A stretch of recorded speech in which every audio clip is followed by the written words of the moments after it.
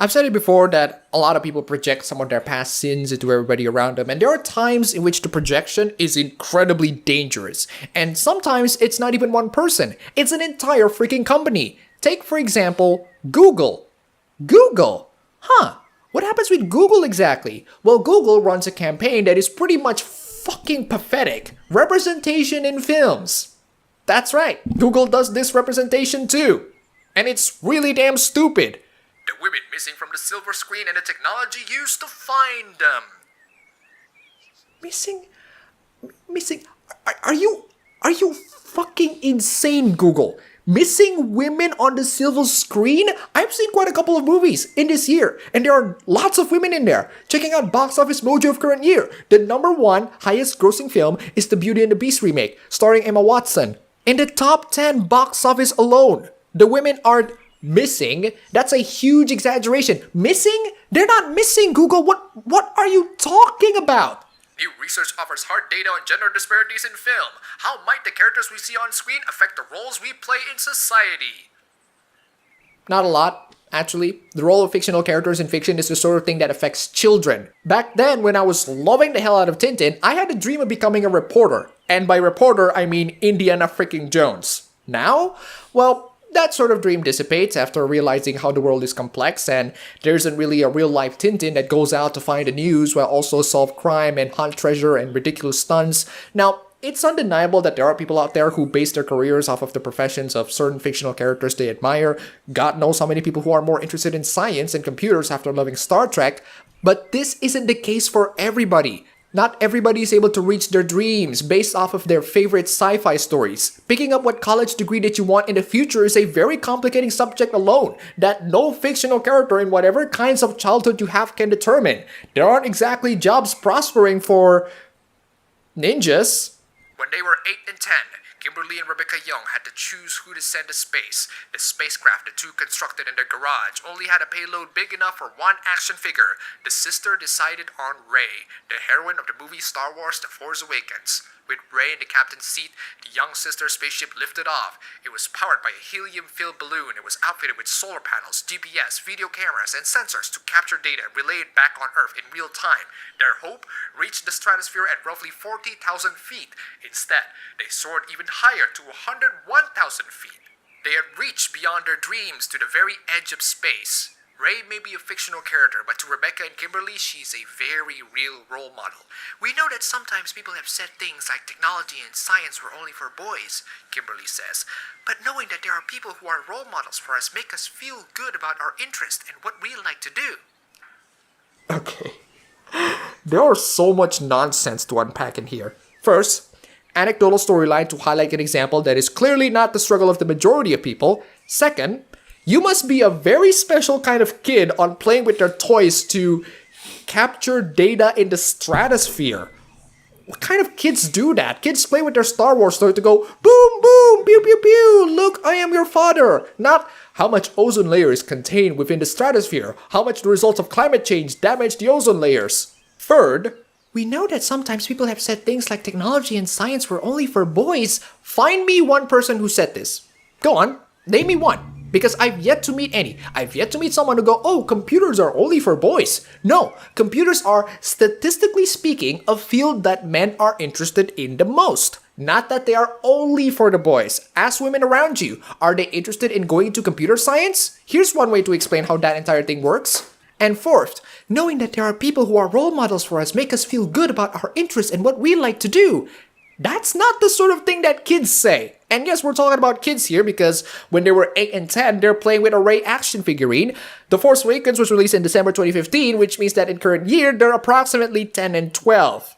No kids care about role models to make us feel good about our interests, or even form that sort of coherent sentence. We haven't even gone to the garbage parts and we're already sensing so many nonsense. An anecdotal story that is not only in no way representative of the experience of the majority, but most likely a load of crap. As it turns out, they provided an audio excerpt of the children, except there's a little bit of problem.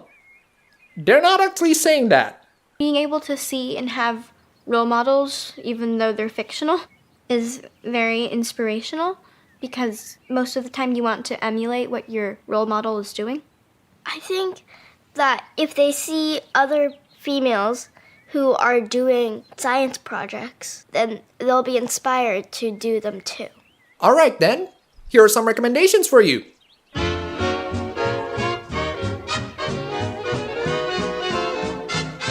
I definitely miss a lot. Somebody need to expand this list. I know some of these are adult films, but you're gonna need to watch them so that you can feel more badass. You need to grow up too. Limiting your movie experiences for current year and -2 isn't really a good way to enjoy life. Role models on screen makes a difference. Star Wars The Force Awakens is not only the film emboldening girls to embark on new adventures, the sports of archery becomes suddenly popular with girls in 2012, coinciding with 2 movies starring female heroines as archers, The Hunger Games and Brave. In a study that examined this correlation, 7 out of 10 girls said that they'd taken up the sport because they were inspired by either Katniss or Merida. I checked on the study that they cited, and the study is only surveying interest, not actual career choice. If you survey the interest of boys wanting to become a billionaire engineer superhero right after the Iron Man movie, there's no doubt gonna be a spike of them. Hell, I've had friends from my elementary school who say that they want to be a billionaire superhero engineer like Tony Stark. Although only a few of them actually go to engineering, and that's not because Tony Stark, that's because engineering is the sort of education that can get you actual jobs that pay well. They're in vocational school after all. Are you saying that those 7 out of 10 girls who got surveyed would also definitely take archery Olympics? Well, some, but real life isn't going to be always your dream. Shut up, Shaya. The characters we see on screen play a significant part in determining the roles we occupy off-screen. In a recent study, only... Stop. I love Tintin and many other Indiana Jones character archetypes.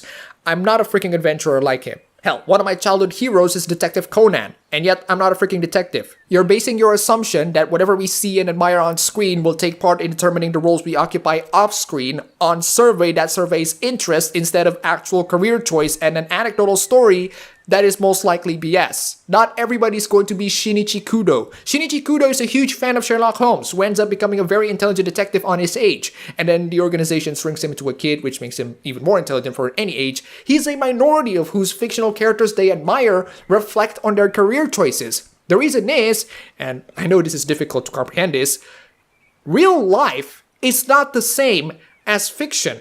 Real life is a lot more complex. Whatever kinds of dreams that you had when you were watching Star Trek, wanting to be the captain of the Enterprise, taking a journey into where no man has gone before, there are also many factors that will destroy your dreams. Either the education costs a lot, or the education is too difficult, or lifestyle choices, or financial situations, or maybe the simple fact that spaceships that are 100% equivalent of the Enterprise doesn't exist in real life. If you're passionate enough, you can probably achieve that, probably including making an actual Enterprise spaceship. But that will require lots and lots of hard work, unprecedented hard work, not just, oh, let's have a couple of fictional characters in there. If you get discouraged in certain fields thanks to lack of characters in fiction, you're either a kindergarten or you're an adult who is not passionate enough in the first place. Passion is an incredible driving force to everything. Have that and you'll probably reach your dreams no matter how impossible they are. Again, if you get discouraged by lack of fictional characters, that begs the question of how passionate you really are in the first place. In a recent study, only 15% of K-12 students remember seeing women performing computer science tasks most of the time in film or TV. This is reflected in real life where women make up only 70% of computer science majors, a steady decline from a peak at 37% in 1984. There are many reasons for this decline, but stronger female representation in programming, coding, and engineering roles on the big screen can help everyone envision women filling those roles in real life. This is an issue Google's computer science and media team has been focused on for years, working with creators and producers to improve the portrayal of these fields in TV and movies. Okay, Google. Almost turned on my smartphone there. Alright, Google, you're focusing your priorities in the wrong place. You're all there probably asking the question, how to get more women in computer science? Well, the answer is simple. Make sure that more and more women are interested in it. The hard question is, how to make more and more women interested in computer science? Good question, right? I also want to ask that question myself. How to get more and more women to be interested in computer science? I don't think the answer is having women fictional characters. That doesn't change the fact that computer science is still a very tough subject for both men and women, and programming things are really exhausting, boring, and a lot of times painful. This is speaking as someone who is in computers, specifically information system, and has developed a very basic small multiplayer tank video game, and including a site with very basic login system and database systems, and even those are exhausting. How about this, Google?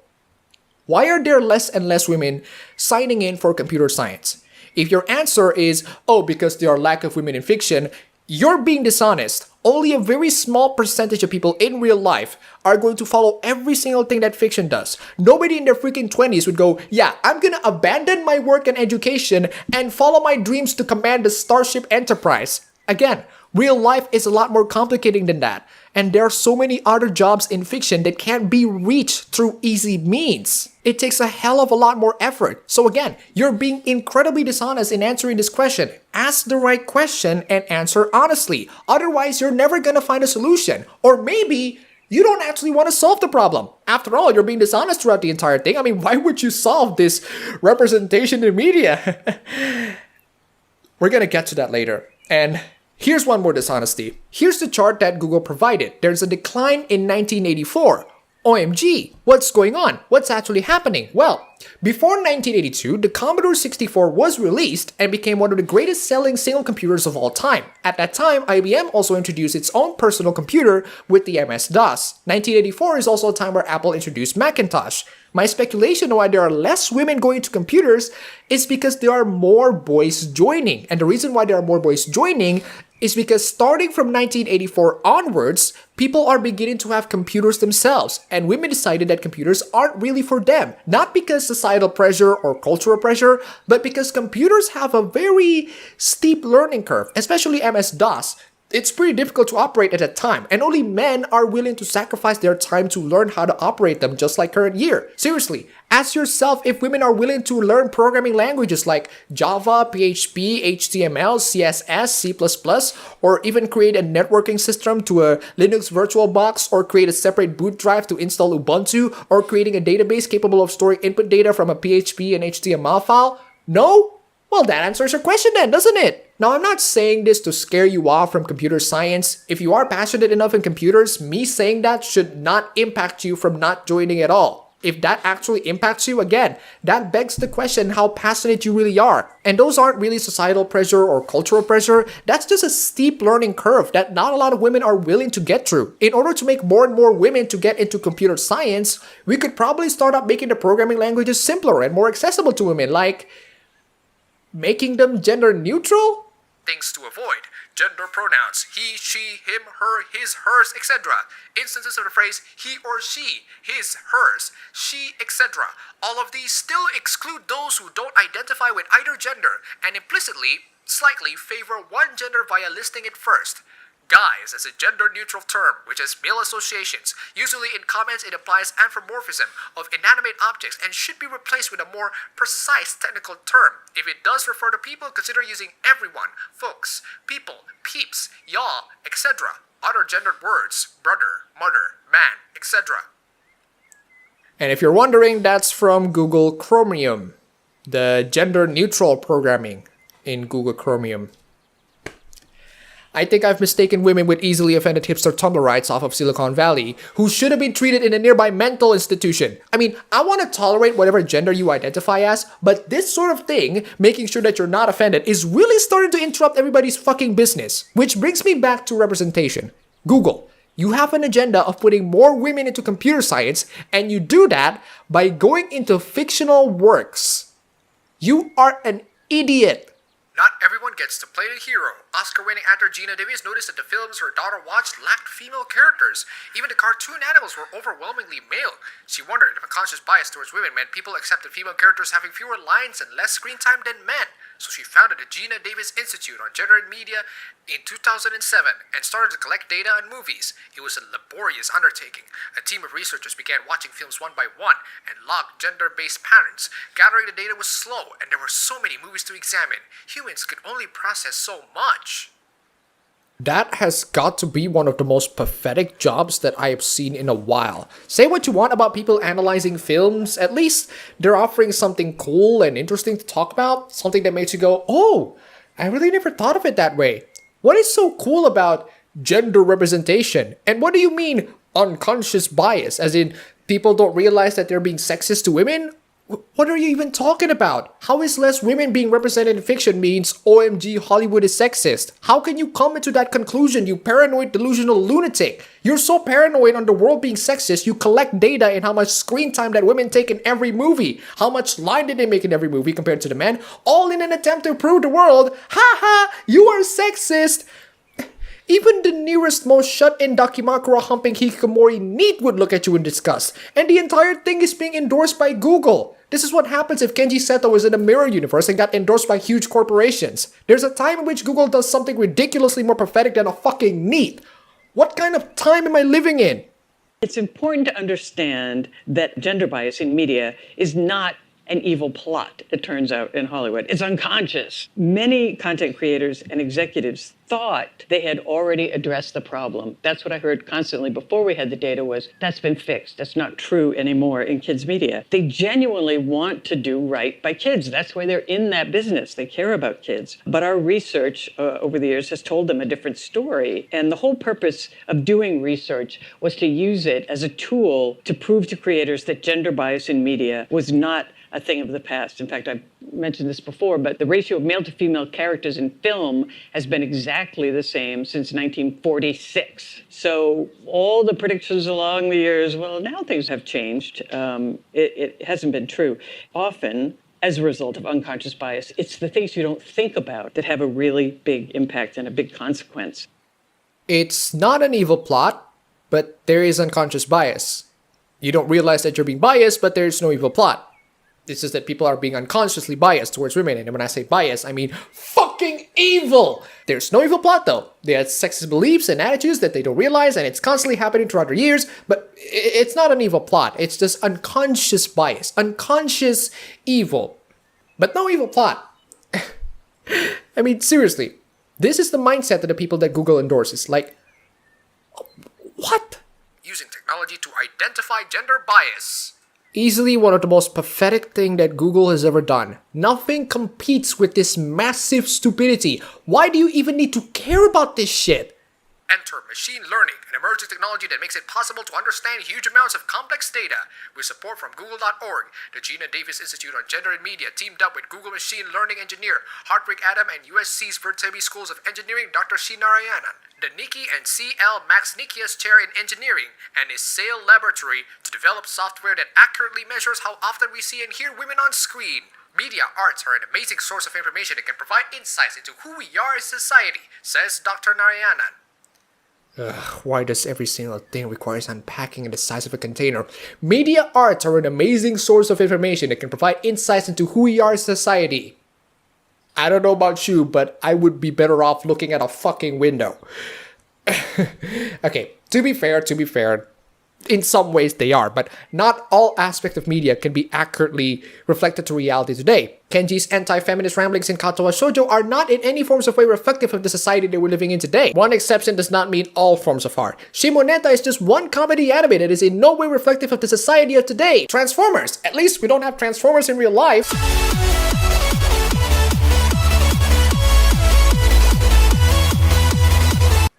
Well, at least art doesn't reflect anything terrible in real life. Fine, Google, art reflects reality. Which in that case, I want every single art form to be populated with porn. I want to work as a pizza delivery guy and fuck the chick that ordered the pizza. If art reflects reality, I want to be that guy in the Japanese news report. Not the cameraman. Not the reporter's husband. The other... Never mind, forget what I said. Let's just get to the software, because reading through these paragraphs make my brain hurt. This is the GDIQ, aka the Gina Davis Inclusion Quotient. How does it work, basically? Well, it's a facial recognition, voice recognition, and a timer to not only identify the face of women in a movie, but how long they are on screen and how long they spoke. Not even Temple OS is this pathetic. At least that was done by one guy and endorsed by nobody. This was revolutionary, says Davis. No one's been able to do that before with any accuracy. You know, this facial recognition technology could be used literally anywhere else. You could have improved your security from the recent hackings that are happening around, but no. These movies need more women representation. This brand new revolutionary face recognition technology, and you're using it to measure representation in movies? Good for you mining those data, but there's never going to be a time in which those data are valuable information for any sensible human being on planet Earth. And that is assuming the technology is revolutionary. It could be just basic face recognition that you can get from your laptop's built-in webcam. I'm still shocked to absolutely no end that people are spending time to measure this. I've done things that are more productive than you, and I'm about as productive as a sloth.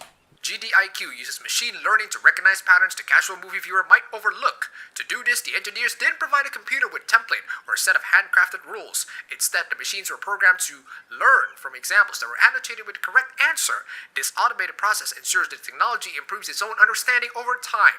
The tool learned to detect different characters on screen, determine their gender, and calculate how often and for how long they spoke in relation to one another. So, what you're saying here is this machine is assuming people's genders.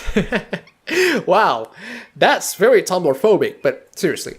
What happens if I show a trans person? Would you detect that as a female or a male? Or what about someone with heavy makeup like Nebula from Guardians of the Galaxy or the aliens from Star Trek? How is this machine able to recognize their gender? What if the machine tells the wrong gender? What is the accuracy percentage of this machine? How about people who wear masks? How are you able to identify them? What is the template or annotated examples for your input? I really want to see how this machine works and how accurate it is. Even if I think that gathering these data is the most useful thing on the planet since the invention of electricity, I'm still very skeptical with the methodology.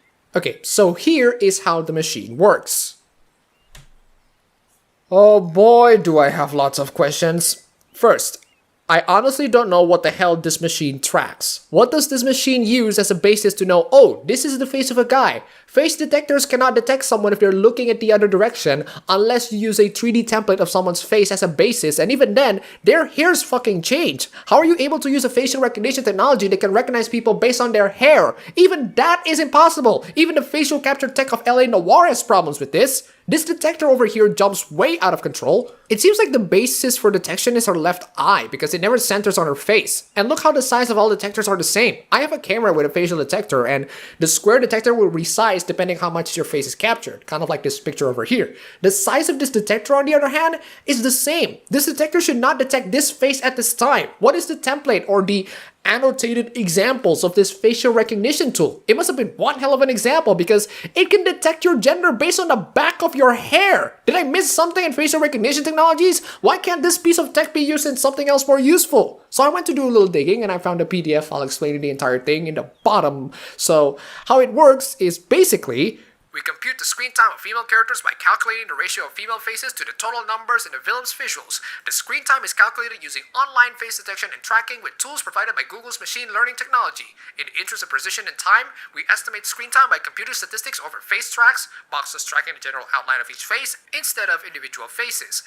The face tracks returned by technology include different attributes of the face with the corresponding time of occurrence in the video. Among the attributes returned for each of the detected faces, we use two parameters: the confidence of the detected face and the system's posterior probability for the gender prediction. A threshold of 0.25 was empirically chosen for determining confident face detection. An overview of the on-screen time estimation process is shown on Figure 1.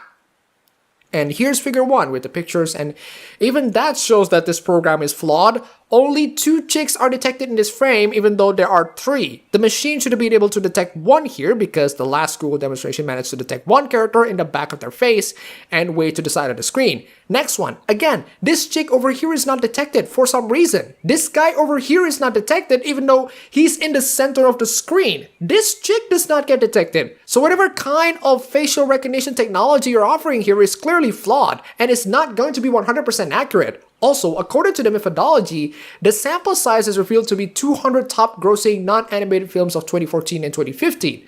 So that's about 200 films in the span of 2 years.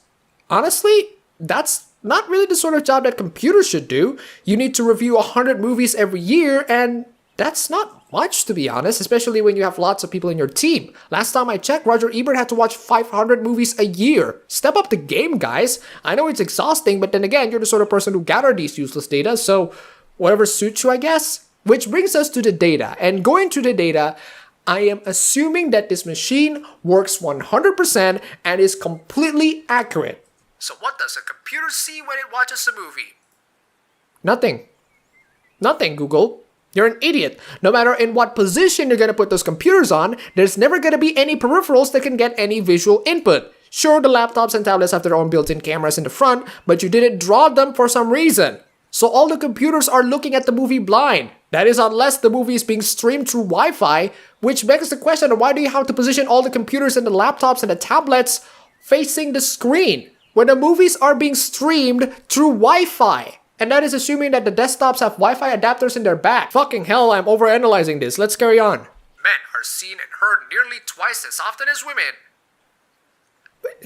How is this relevant? What are you trying to prove with this? Men are seen and heard nearly twice as often as women. So freaking what? Women are seen on screen more than men, only in one film genre. Horror. That's because a lot of horror protagonists are women. And again, what does this say? How is this data meaningful or useful as an information for the public? There's also speaking time, another useless information. Women are underrepresented in all ratings categories, included in the 100 highest grossing films of the past 3 years. 42% is underrepresented. 42%. Good God. You're never going to be pleased. Even if it's 50%, you're still going to advocate, oh, we need to dominate the Hollywood more than the men. Because when it's against men, it's perfectly okay. That's the golden rule. Women are barely seen in Academy Award-winning films. Like, how is this fucking important? Women made up 32% of screen time in Academy Award-winning films. So?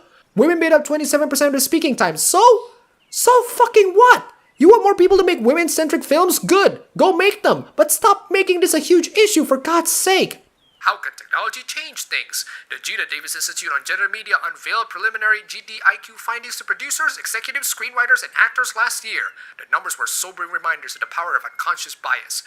Over the past decade, we've developed meaningful relationship with many motion picture studios who genuinely want to improve gender balance in their movies, says Madeline DiNono, CEO of the Gina Davis Institute. Many of them are very interested in using the GDIQ to analyze other content, like television. Oh, great. Now this Google program is going to be told to executives and actors and producers and directors in Hollywood and also television.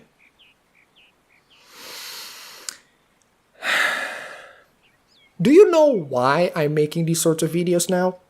Female-led films do better at the box office, earning 16% more than male-led films.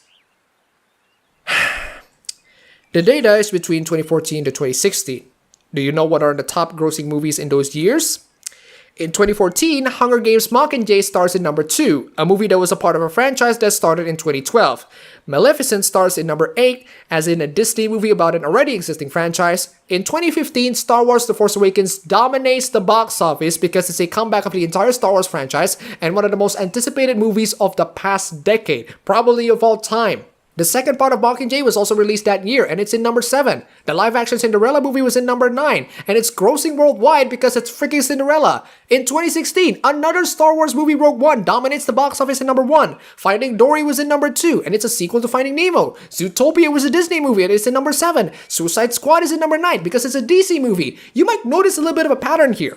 The movies that star women as their main cast are either part of an existing franchise that are hugely anticipated or are made by huge studios with famous actors. This statement is completely freaking misleading, considering that in 2 of those years, Star Wars with female protagonists dominate number 1. People don't go to Star Wars because Rey or Jin, they go to Star Wars because it's fucking Star Wars. Google, your misleading data can go suck my dick. This is reflected in films like Hidden Figures, which recently became the top-grossing Best Picture Academy Awards nominee of the year, showing that movies centered around women resonate with audience. I can't really say no, because that's technically wrong. Movies that star women do resonate with audiences. It's just that if you say that in a harsher language, Google is basically saying people would buy movies because there are women in it. That sounds like a very sexist statement, Google. And we're gonna get to that later. Actor Carrie Beese, star of *Halt and Catch Fire*, believes that diversity in film is mutually beneficial for studios and audiences. What the GDIQ does is explain how much bigger of an audience that your story should have if you reach out to different groups of people, she says. I think of it as an opportunity. And that's the thing. Just like Marvel, you're gonna try to hijack things that are already popular, insert your social justice bullshit, and once it becomes successful, you go, see? People like our social justice crap! I really fucking hate it when people are being misled like this. So where do we go from here? Good fucking question. A survey that followed a presentation of GDIQ findings found that 68% of filmmakers reconfigured 2 or more of their projects after hearing the numbers, and 41% stated that it had impacted 4 or more of their movies. We'll see some major improvement in both the numbers and quality of female characters within the next 5 to 10 years, David predicts. Do you see why I'm complaining about this? Do you see why I got so riled up on this? Hollywood, one of my favorite places of entertainment industry, is going to fall because ideologues are going to start to hijack it. This is why people are migrating to anime. This is why people are migrating to YouTube content creators. They don't have to deal with social justice nonsense and any of those things. And 68%? Man, these people in Hollywood must have been some serious dumbasses. Hollywood is probably going to be doomed. And so is my opinion on Google. Do this again and I will call you out. Oh, and speaking of calling you out, Pay disparities against women at Google are systemic, Labor Department testifies. Allegations of possible employment violations emerged at a court hearing as a part of lawsuit to compel company, a federal contractor, to provide compensation data. Google has discriminated against its female employees, according to the U.S. Department of Labor, which said that it had evidence of systemic compensation disparities. As part of the ongoing DOL investigation, the government has collected information that suggests the internet search giant is violating federal employment laws with its salaries for women, agents officials said. We found systemic compensation disparities against women pretty much across the entire workforce, Janet Whipper, a DOL original editor, testified in court in San Francisco on Friday. A DOL official told The Guardian, the investigation is not complete, but at this point, the department has received compelling evidence of very significant discrimination against women in the most common positions at Google headquarters. The official added, the government's analysis at this point indicates that discrimination against women in Google is quite extreme, even in this industry. you fucking hypocritical jackasses. Nice try on projecting yourself out there, Google. Nice fucking try. Oh, and speaking of Silicon Valley, startup workers see sexual harassment on breathtaking scale in Silicon Valley. Sexual misconduct, discrimination, and retaliation are rampant and often ignored in tech startups that reject HR practices, women and people of color say. Oh, but wait, there's more. Silicon Valley's gender problem extends beyond pay gap. Companies like Arjuna are beginning to take action to address pay inequality, but demographic data doesn't tell the full story of women experience. All of these are coming from the same people that lecture us about how feminism is the best thing ever and that we should treat women equally. The San Francisco Moral Bay Area lecturing us about how we need to be a good human being. The level of projection here is off the fucking charts, ladies and gentlemen. It's off the fucking charts. At least some of my wonderful patrons are able to keep this channel nice and entertaining for everybody before I can actually go kill myself. Huge thanks to Erica Lozano and Apache Southfront for the pledges on Patreon. You guys are fantastic. That's all for the video today. If you like this, you can go ahead, click the like button, and subscribe for more. If you wish, you can support me on Patreon, donate to me on Streamlabs, and thanks for watching.